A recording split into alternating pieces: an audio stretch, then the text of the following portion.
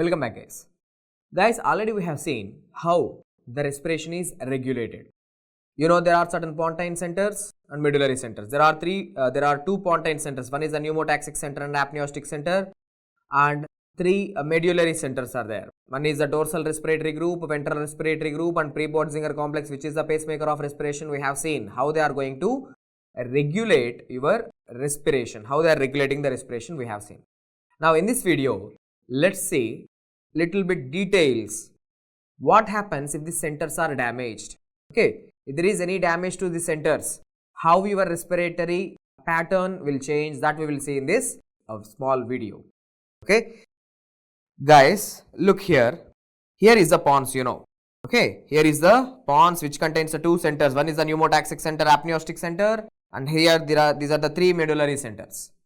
Normally I am asking you, respiration, is it under your control? Are you doing it voluntarily 24/7? No. For most of the time it is happening automatically. You are not doing it voluntarily.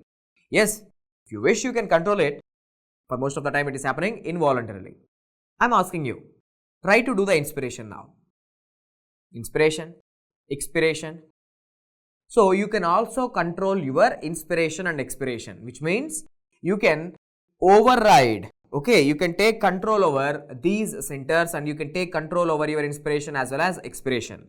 So what I am trying to put into your mind here, there are certain higher centers in your cortex.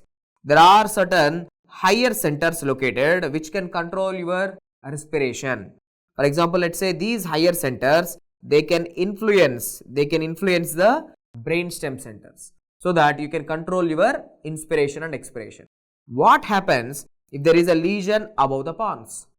Tell me, if there is a lesion above the pons, okay, above the pons, if there is a lesion, do you think these higher centers, can they control the brainstem centers? Will they control the brainstem centers? No, they can't.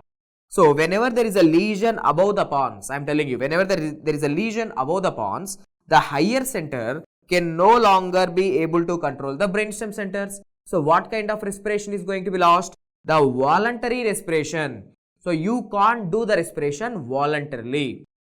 Okay, so that's why here in this table I have written, whenever there is a lesion, okay, see here is the lesion site above the pons.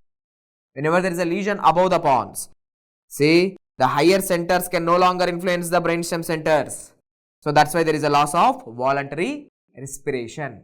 Okay, now next, where is the lesion? Now the lesion, see, it is the middle of the pons. In the mid pons there is a lesion. So in the middle of the pons, if there is a lesion, the pneumotaxic center is separated from apneostic center. So now the pneumotaxic center which is present in the upper pons, now it is no longer able to control the apneostic center. So it's, I can say something like this. See, in this condition, it's just the pneumotaxic center is dead. Okay, because they are both separated. The apneostic center is separated from the pneumotaxic center. So the pneumotaxic center can no longer be inhibiting. It can no longer inhibit the apneostic center present in the lower medulla.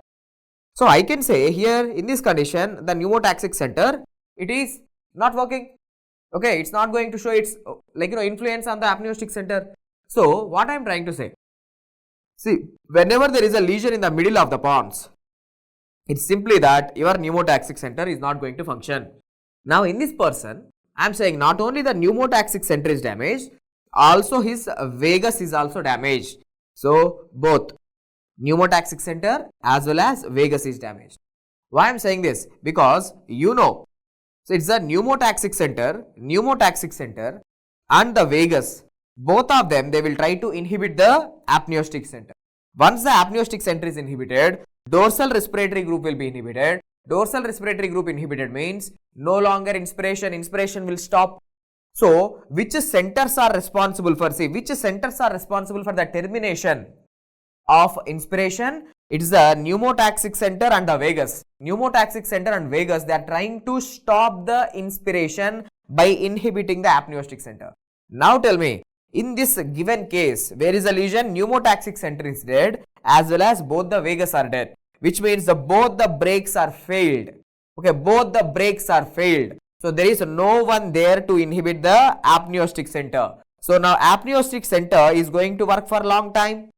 So when the apneotic center is working for a long time, what it is going to do? It is going to cause a prolonged inspiration. Okay, inspiration is going to markedly prolong. So if you look at me, if my pneumotaxic center and my vagus are dead, means I am going to have a breathing pattern something like this. Something like this. This is called as the apneosis, which resembles breath holding. There is a significant prolong. In the, I should say, there is a prolonged inspiratory spasms like this. That breathing, abnormal breathing pattern is called as apneosis, which resembles breath holding, is seen in which case pneumotaxic center dead with both the vagi are also cut. Okay, so that's why look here. See, inspiration is markedly prolonged. This breathing pattern is called as apneosis or inspiratory spasms. So these prolonged inspiratory spasms, how they will resemble? They will resemble breath holding. Okay, they will resemble breath holding. But let me say something like this. Now, here there are two breaks, right? Here there are two breaks. One break is the vagus, other break is pneumotaxic center. If both the breaks are failed, then the person is going to have apneosis. Okay, apneosis. Let's say only now vagus is damaged first. First, let's say both the vagus are cut. Only vagi are cut. If both the vagi are cut, what happened to the inspiration? Simple, the inspiration is again prolonged, no doubt. Okay, the inspiration is again prolonged. But this is not apneosis. Okay, there is a prolonging of the inspiration. Okay, prolonged inspiration will be seen, but usually we won't call it as apneosis. Apneosis is seen when pneumotaxic center dead along with both the vagi cut. Okay, so that's why here I have written when both the vagi are cut. If they ask you in your exam, okay, especially in the FMG exam, if both the vagi are cut, what will be there? There will be increase in the depth of inspiration. Yes, increase in the depth of inspiration. Okay. Now, in the same way, what if only the pneumotaxic center is dead? They say there is damage to the pneumotaxic center with the intact vagus. At least vagus is working now. At least one brake is working. Okay. So, if a pneumotaxic center is damaged, means again the respiration will be prolonged. Okay, again the depth of inspiration, the tidal volume again increases. But also one more thing you have to know, pneumotaxic center controls the rate of respiration.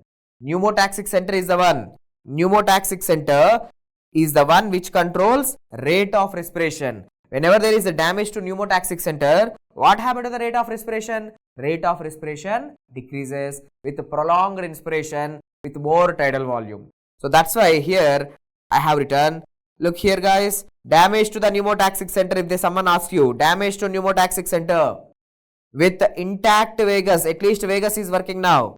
So the person is going to have less respiratory rate, slow respiratory rate with increased tidal volume, or you can say increased depth of inspiration. Okay. So quickly, as a summary, I am telling you, if there is a lesion above the pons, loss of voluntary respiration. If there is a lesion in the mid-pontine junction, in the mid-pons, where the pneumotaxic center is separated from apneotic center. Pneumotaxic center dead along with the vagus cut. In this condition, pneumotaxic center gone along with the vagus gone. So the person is going to have prolonged inspiratory spasms, which are called as apneosis, resembles breath holding.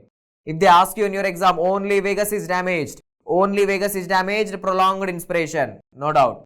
If only pneumotaxic center is damaged with the intact vagus, the person is going to have slow respiratory rate, okay, slow respiratory rate with prolonged inspiration or more tidal volume. Okay, done. Next, where is the lesion now? The lesion is in the pontomedullary junction. Pontomedullary junction means, if you look here in the diagram, the pons is separated from medulla. Now here is the lesion, pontomedullary junction. You know the pontine centers, they will regulate the respiration. They will try to regulate the respiration. See, these are the regulatory centers. Now, whenever there is a pontomedullary junction lesion, the pontine centers will no longer be able to control the medullary centers. So, do you think a respiration is going to be regulated? Definitely not. So, what kind of respiration you will see? Irregular respiration is going to be seen. So, whenever there is a lesion in the pontomedullary junction, there is irregular respiration seen. Why irregular respiration? This is because the regularization of the rhythm by the pontine centers. I have told you it's the pontine centers which helps in the regularization of rhythm is lost.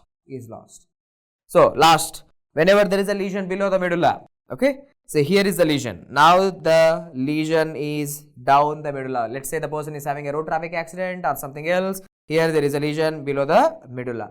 Now, do you think your pontine centers and medullary centers, can they control the diaphragm? No, if there is a lesion down here, they can no longer control the diaphragm. So immediately respiration is going to stop. Immediately respiration stops. Okay, respiration stops if there is a lesion below. Okay. So these are the different lesion sites and the abnormal breathing patterns that can be seen. Okay. So with this the topic of lesion sites and abnormal respirations completed. But here I want to add a little bit extra thing.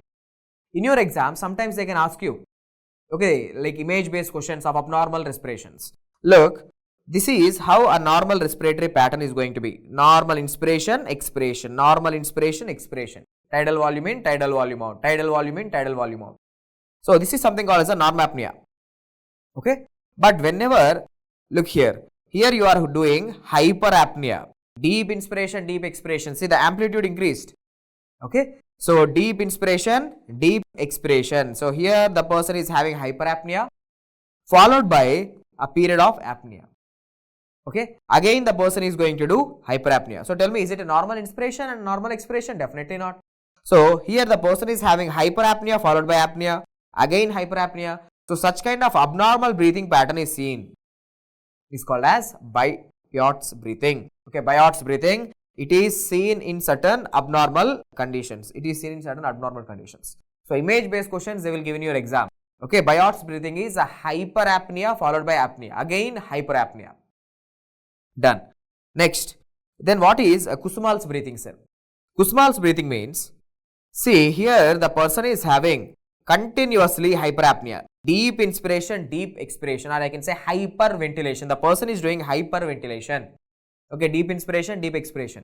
Already we have discussed this thing in endocrine physiology also in the topic of diabetic ketoacidosis. The person who is suffering with the diabetic ketoacidosis, to remove the carbon dioxide out of the body, okay, body is trying to balance, the body is trying to compensate. Body is producing more and more carbon dioxide. So you have to remove that carbon dioxide out of the body. Okay, you have to remove the carbon dioxide out of the body to maintain the pH.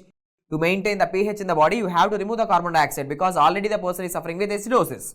So a person who is suffering with acidosis, okay, here, the person who is suffering with acidosis, the person will do, that is called as Kussmaul breathing. Okay, it is seen in all these conditions. Usually acidosis, diabetic ketoacidosis, lactic acidosis. Okay, salicylate poisoning. Next, look here. Again, here the person is having gradual hyperapnea. Amplitude gradually increases, later decreases. There is a period of apnea. Again, gradually increases, later decreases. So, such kind of gradual hyperapnea followed by hypoapnea, followed by apnea. Again, hyperapnea, hypoapnea, apnea. Such kind of abnormal breathing pattern is called as Cheyne-Stokes respiration. Cheyne-Stokes respiration. It is seen in certain conditions. Okay, you can go through the conditions here. But what I am more concerned is the images. Okay, most of the time they will give you the image in your exam and they will ask you, Kussmaul sees continuous hyperapnea. Biot sees hyperapnea followed by apnea. Hyperapnea again. Cheyne-Stokes sees gradual hyperapnea, hypoapnea, apnea. Hyperapnea, hypoapnea, apnea. That is Cheyne-Stokes. And last and final thing, see here, see the person is doing the inspiration. Okay, the person is doing the inspiration and for certain period of time, he is holding it. It's just resembling like breath holding. Again doing the expiration. Again inspiration and breath holding. So such kind of abnormal respiratory pattern with this breath holding, this is called as apneosis. Okay, you know apneosis is seen due to the damage to the pneumotaxic center along with the vagal cut. Okay, vagal damage. So with this the topic of the lesion sites and abnormal respirations completed. Also you have seen the graphs for the abnormal respirations. Okay, hope the video is helpful. Thank you.